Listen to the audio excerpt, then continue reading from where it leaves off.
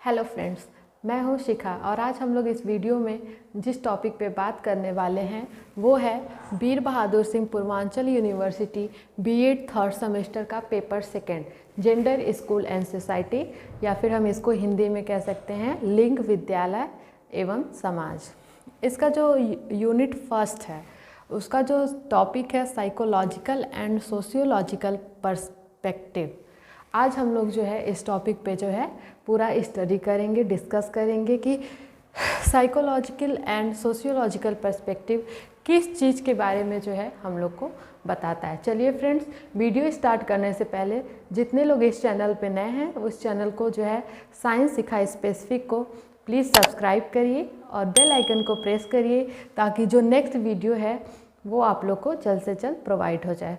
चलिए friends, video को start करते हैं।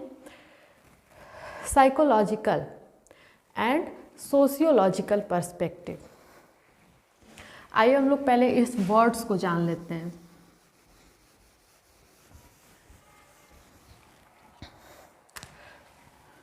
साइकोलॉजिकल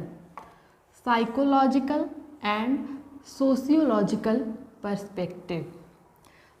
आज आइए पहले इस जो है वर्ड्स को समझ लेते हैं कि आखिर इस वर्ड्स की क्या मीनिंग होती है। साइकोलॉजिकल, ये जो है 2 वर्ड से बना है, psycho and logical. Psycho means क्या होता है? माइंड, एंड लॉजिकल मीन्स क्या होता है? Study, means study of mind. Psychological means study of mind, ये बात हो गई साइकोलॉजिकल की। एंड सेकेंड जो वर्ड आता है सोशियोलॉजिकल, आइए इसको जान लेते हैं। सोशियोलॉजिकल,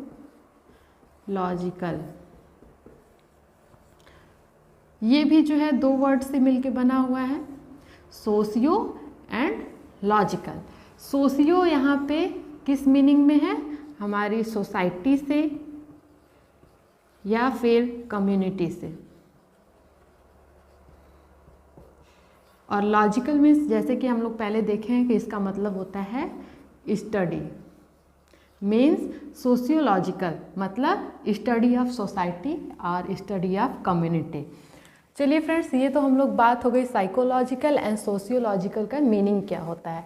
अब आइए जान लेते हैं कि पर्सपेक्टिव मीनिंग क्या होता है। पर्सपेक्टिव किसको कहते हैं? अगर हम लोग जो है बात करें किसी भी चीज़ के बारे में, किसी भी टॉपिक के बारे में, जो हमारे सोसाइटी के लोग होते हैं, फैमिली के मेंबर होते हैं, कम्युनिटी के मेंबर होते हैं, उनका एक अपना परसेप्शन होता है।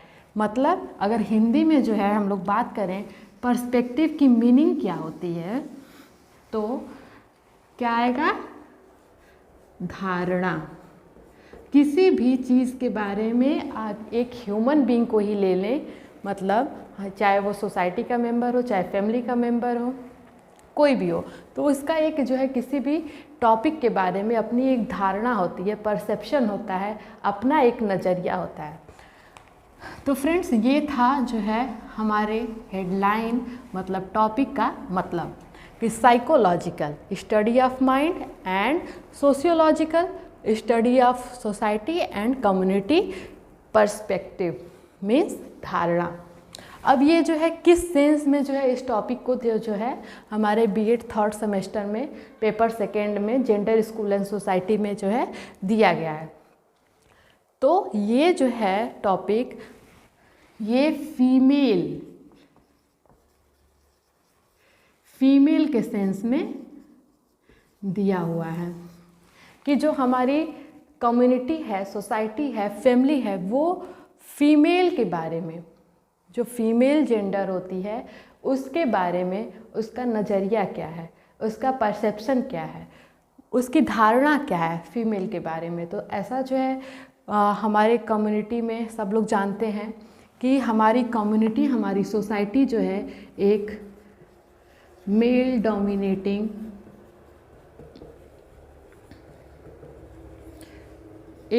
डोमिनेटिंग सोसाइटी है। मतलब यहाँ पे जो है मेल जो है अपने आप को परसेप्ट करते हैं कि वो डोमिनेंट हैं, मतलब वो सुपीरियर हैं एज कंपेरिजन टू फीमेल। तो ये जो है एक हमारी सोसाइटी की सोशियोलॉजिकली एंड साइकोलॉजिकली एक परसेप्शन है। ये सारे कम्युनिटी के मेंबर के बीच में माइंड में होता है कि जो फीमेल होती है वो इन्फीरियर होती है हमारी सोसाइटी में एज कंपेरिजन टू मेल। मतलब इसी वजह से जो है हमारी सोसाइटी, हमारी कम्युनिटी जो है एक मेल डोमिनेटिंग सोसाइटी है। ये तो बात हो गई हमारे टॉपिक को समझने की बात हो गई कि हमारा टॉपिक जो है किस बारे में जो है बात करना चाहता है, किस सेंस में बात करना चाहता है। तो ये टॉपिक जो है फीमेल के सेंस में जो है बात करना चाहता है। Mainly psychological and sociological perspective जो है ये फेमिनिज्म के बारे में स्टडी करने के लिए हम लोग को यहाँ पे ये जो साइकोलॉजिकल एंड सोशियोलॉजिकल मतलब हमारी कम्युनिटी, हमारी सोसाइटी के जो मेंबर हैं उनके दिमाग में उनका परसेप्शन जो है फीमेल के बारे में क्या है। तो इसमें जनरली हम लोग फेमिनिज्म की टॉपिक को जो है पढ़ते हैं, स्टडी करते हैं। तो फेमिनिज्म क्या होता है? अब बात आती है कि फेमिनिज्म होता क्या है। फेमिनिज्म मतलब क्या होता है? एक फीमेल का दौर कह सकते हैं, या फिर हम लोग कहेंगे फीमेल का एरा। इसको जो है हम लोग जो है बोलते हैं फेमिनिज्म। ये जो है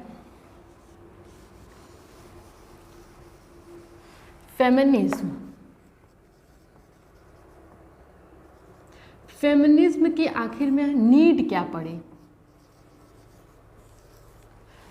सारी वोमेन लोग को, फीमेल लोग को फेमिनिज्म को लाने की ज़रूरत क्या पड़ी? सबसे बड़ी ज़रूरत है पैट्रियार्की। ये जो है फ्रेंड्स, ये जो है पैट्रियार्की टर्म को हम लोग पिछले जो है वीडियो में बहुत अच्छी तरह से डिस्कस किए थे। अगर आप लोग को पैट्रियार्की के बारे में जानना हो, स्टडी करना हो, तो आप लोग पिछली वीडियो को प्लीज़ वॉच कर लीजिएगा। फिर भी जो है यहाँ पे रिवीजन के तौर पे मैं एक बार पैट्रियार्की को जो है बता देना चाहती हूँ। पैट्रियार्की मतलब क्या होता है? इसका मीनिंग जो होता है रूल ऑफ फादर, या फिर हम लोग कह सकते हैं मेल सुपरमेसी, या फिर मेल डोमिनेटिंग। ये जो है पैट्रियार्की। तो फेमिनिज्म क्यों आया हमारी सोसाइटी में, हमारी कम्युनिटी में, हमारी कंट्री में? फेमिनिज्म क्यों आया? To remove patriarchy. पैट्रियार्की को ख़त्म करने के लिए फेमिनिज्म हमारी सोसाइटी, हमारी कंट्री में आया। चलिए फ्रेंड्स, फेमिनिज्म को हम लोग जो है डिटेल में स्टडी करते हैं।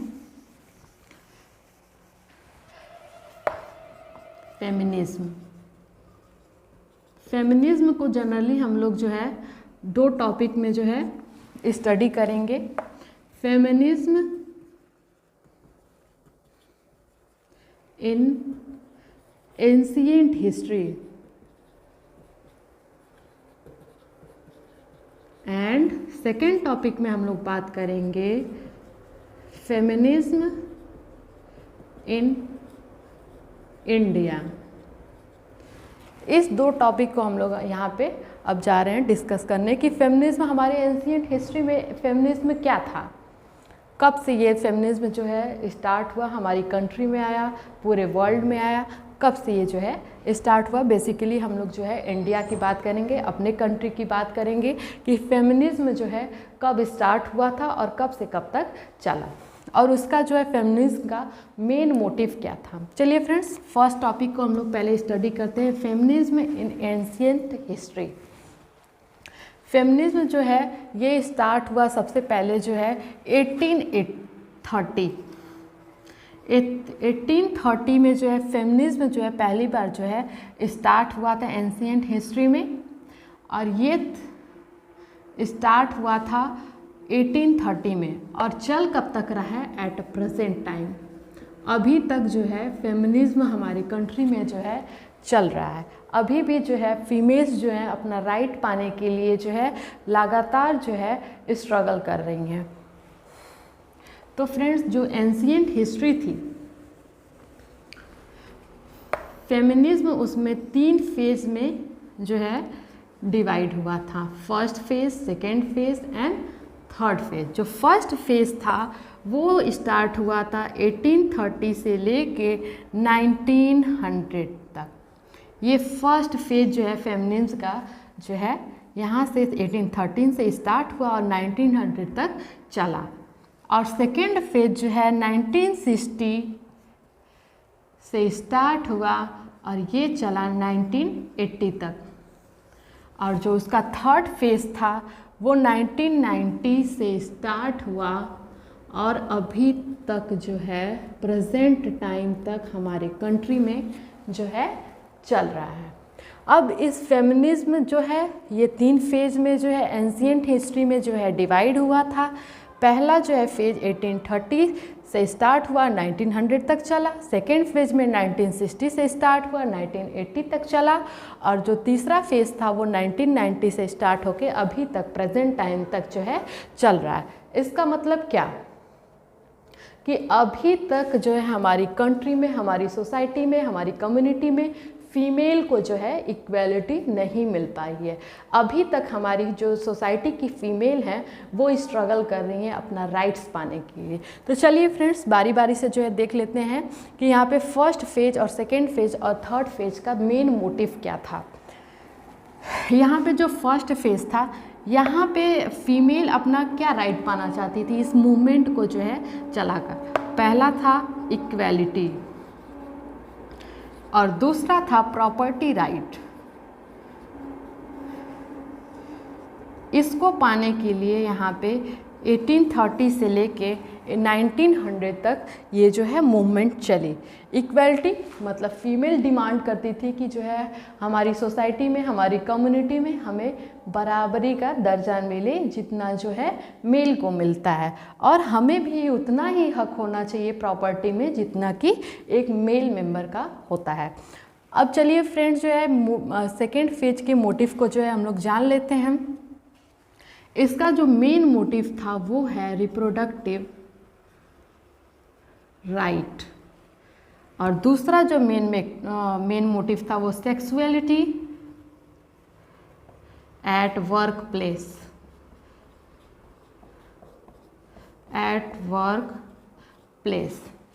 रिप्रोडक्टिव राइट क्या होते हैं? पिछली वीडियो में हम लोग पैट्रियार्की में पढ़े थे कि मेल डोमिनेटेड कंट्री में एक फीमेल को इतना भी जो है राइट नहीं होता है कि उसको कितने बच्चे को बर्थ देना है वो खुद डिसाइड करे, बल्कि उसके बच्चे को, उसको जो है कितने बच्चों को बर्थ देना है उसका मेल पार्टनर ही डिसाइड करता है।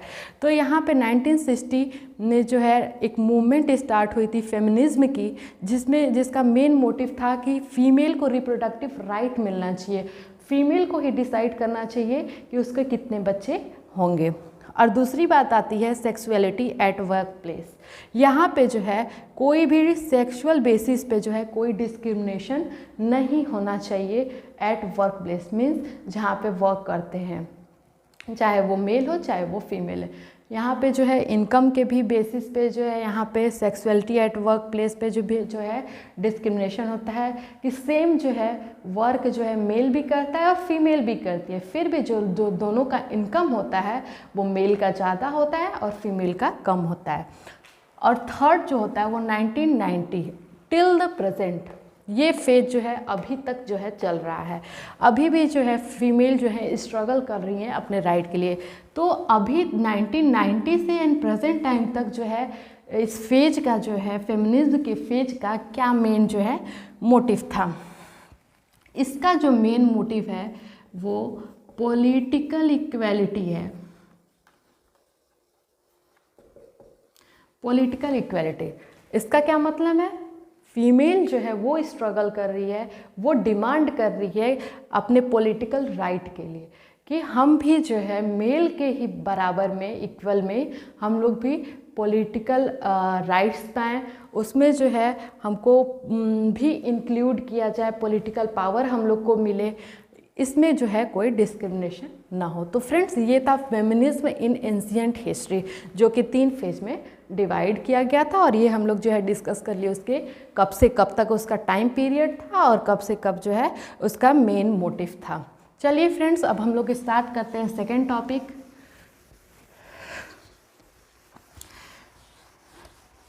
सेकेंड टॉपिक है फेमिनिज्म इन इंडिया। हमारे जो है मेनली जो है हम लोग बात कर रहे हैं इंडिया की। ये तो बात हो गई एंशिएंट टाइम की, जो हम लोग पिछला जो है हम लोग डिस्कस किए हैं, लेकिन अभी जो है ये इंडिया की बात हो रही है। एक हमारी इंडिया कंट्री की पर्टिकुलरली यहाँ पे जो है बात हो रही है। इसमें भी जो है इंडिया में जो है फेमिनिज्म जो था वो भी जो है 3 फेज में जो है डिवाइड हुआ था। First phase, second phase and third phase. ये जो है फर्स्ट फेज इसका जो है स्टार्ट हुआ था 19th सेंचुरी में, और सेकेंड फेज जो है वो स्टार्ट हुआ था 1915 से लेकर इंडिपेंडेंस तक। और जो उसका थर्ड फेज जो है वो आया था पोस्ट इंडिपेंडेंस, मतलब आज़ादी के बाद से अभी तक। ये जो है थर्ड फेज जो है अभी तक जो है चल रहा है, मतलब आज़ादी के बाद तक अभी जो है चल रहा है। तो 19th सेंचुरी का जो मेन मोटिव क्या था फेमिनिज्म, कौन सी राइट के लिए 19th सेंचुरी में जो है फीमेल जो है वो स्ट्रगल कर रही थी, वो जो है चाहती थी, डिमांड उनकी क्या थी, वो क्या चाहती थी 19th सेंचुरी में। तो आइए जान लेते हैं 19th सेंचुरी का जो फेमिनिज्म का जो मेन मोटिव था वो था क्या, सती प्रथा और प्रैक्टिस, जिसमें हस्बैंड की डेथ के बाद जो है उसकी वाइफ को भी उसकी जो है चिता पे जो है उसको जिंदा जलाया जाता था सती प्रथा में। तो यहाँ पे इसको जो है रिमूव करना, इसको एंड करना कि ये ऐसा नहीं होना चाहिए। और दूसरी बात जो थी वो थी विडो मैरिज। विडो मैरिज इसमें क्या था कि जब हस्बैंड की डेथ हो जाती थी तो जो विधवा वाइफ रहती थी, पत्नी रहती थी, उसको दोबारा शादी करने की राइट नहीं थे। तो इस चीज़ को जो है रिमूव करना जो है 19th सेंचुरी में जो है इसका मेन मोटिव था। और तीसरा जो मोटिव था वो था क्या, to stop child marriage. To stop child marriage. जो 19th सेंचुरी का फेमिनिज्म का जो मोटिव था थर्ड, वो था चाइल्ड मैरिज को रोकना, मतलब बाल विवाह को रोकना। ये जो है 19th सेंचुरीज में इंडिया में जो फेमिनिज्म का जो है ये 3 जो है मेन मोटिव था। और 1950 जो 15 सेकेंड मोटिव था, सेकेंड फेज का इंडिपेंडेंस तक क्या मोटिव था, यहाँ पे जो है right for education, right for education. और दूसरा मोटिव क्या था, दूसरा मोटिव था लैंड ओनरशिप,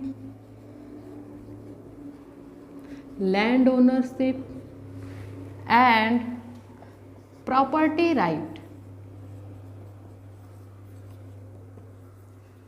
इसको आइए हम लोग जो है डिस्कस कर लेते हैं। राइट फॉर एजुकेशन मतलब क्या, जितने भी सोसाइटी के मेंबर हैं, या तो वो फीमेल हो या फिर मेल हो, दोनों को इक्वलिटी होनी चाहिए, बराबर का हिस्सेदारी होना चाहिए टू गेन एजुकेशन। सबको पढ़ने का अधिकार होना चाहिए। इसके लिए जो है वुमेन जो है, फीमेल जो है वो स्ट्रगल कर रही थी, उनकी डिमांड थी कि उनको भी पढ़ने की पूरी आज़ादी हो। और दूसरा जो था वो लैंड ओनरशिप। मतलब यहाँ पे जो है लैंड ओनरशिप के लिए जो है सारी जो फीमेल थी वो जो है स्ट्रगल कर रही थी कि उनको लैंड ओनरशिप की जो राइट है वो उनको मिले। और तीसरा जो था वो था प्रॉपर्टी राइट। मतलब एक एग्जाम्पल के थ्रू हम लोग प्रॉपर्टी राइट को जो है समझ लेते हैं कि आखिर में प्रॉपर्टी राइट क्या था जो वुमेन जो है वो डिमांड कर रही थी। इसमें ये था कि कोई भी फादर है, कोई भी यहाँ पे फादर है, कोई भी फादर है, उसके जो है 2 बच्चे हैं, एक गर्ल्स चाइल्ड है और एक जो है बॉय चाइल्ड है। जब फादर की जो है डेथ हो जाती है तो इसकी प्रॉपर्टी, जो फादर की प्रॉपर्टी होती है, वो डायरेक्ट ट्रांसफ़र हो जाती है बॉय उसके बेटे के पास, जबकि इसके डेथ के बाद इसकी प्रॉपर्टी गर्ल्स के पास नहीं जाती है। ये हो गई प्रॉपर्टी राइट। यहाँ पे जो है गर्ल्स जो है, वुमेन जो है, फीमेल जो है, हमारी सोसाइटी की, हमारी कंट्री की डिमांड कर रही थी कि ये जो प्रॉपर्टी राइट सिर्फ मेल के पास है, ये जो है उनके पास भी हो। अब हम लोग जो है बात करते हैं पोस्ट इंडिपेंडेंस टिल प्रेजेंट। यहाँ पे जो है अभी तक जो है स्ट्रगल चल रहा है। बहुत जगह जो है ये स्ट्रगल ख़त्म भी हो चुका है, लेकिन हम लोग पूरी तरीके से इसको नहीं कह सकते कि जो वुमेन है उनका पूरा राइट उनको जो है मिल चुका है। यहाँ पे जो है अभी तक जो है महिलाएं जो है वो अपने राइट्स के लिए स्ट्रगल कर रही हैं, फॉर लिटरेसी के लिए, और जो है कहीं कहीं पे जगह पे लैंड ओनरशिप के लिए, अपनी प्रॉपर्टी के लिए, अपने इनकम के लिए, फॉर रिप्रोडक्टिव राइट, ताकि उनको ये सब जो है मिल सके। और यहाँ पे एक बात जो है समझने वाली है कि ये जो फेमिनिज्म है ये एक एंटी मेल नहीं है। इसका मतलब क्या कि ये आदमियों के जो मेल मेंबर हैं हमारे कंट्री के, उनके खिलाफ नहीं है, बल्कि ये फेमिनिज्म की जो मूवमेंट है ये जो है मेल ने स्टार्ट की थी। बाद में जो है इसको जो है वुमेन ने जो है इसको ज्वाइन कर लिया अपने जो है राइट्स को पाने के लिए। तो ये बात बहुत ज़रूरी है कि आप लोग जान लें कि ये एंटी मेल जो है कोई फेमिनिज्म नहीं थी। तो चलिए फ्रेंड्स, आई होप आप लोग को जो है पूरा जो है साइकोलॉजी एंड सोशियोलॉजिकल पर्सपेक्टिव आप लोग को जो है समझ में आया होगा कि सोशियोलॉजिकल एंड साइकोलॉजिकल पर्सपेक्टिव में हम लोग को पढ़ना क्या था। जनरली जो है फेमिनिज्म के बारे में पढ़ना था, इंडिया में फेमिनिज्म कितने फेज़ में था और एंशिएंट हिस्ट्री में जो है कितने फेज़ में था, ये जो है आप लोग को इस टॉपिक में जो है साइकोलॉजिकल एंड सोशियोलॉजिकल पर्सपेक्टिव में जो है मेनली आप लोग को पढ़ना था। आई होप ये वीडियो आप लोग को जो है पसंद आई होगी। अगर पसंद आई है तो चैनल को प्लीज़ सब्सक्राइब करिएगा और बेल आइकन को जो है प्रेस करना मत भूलिएगा।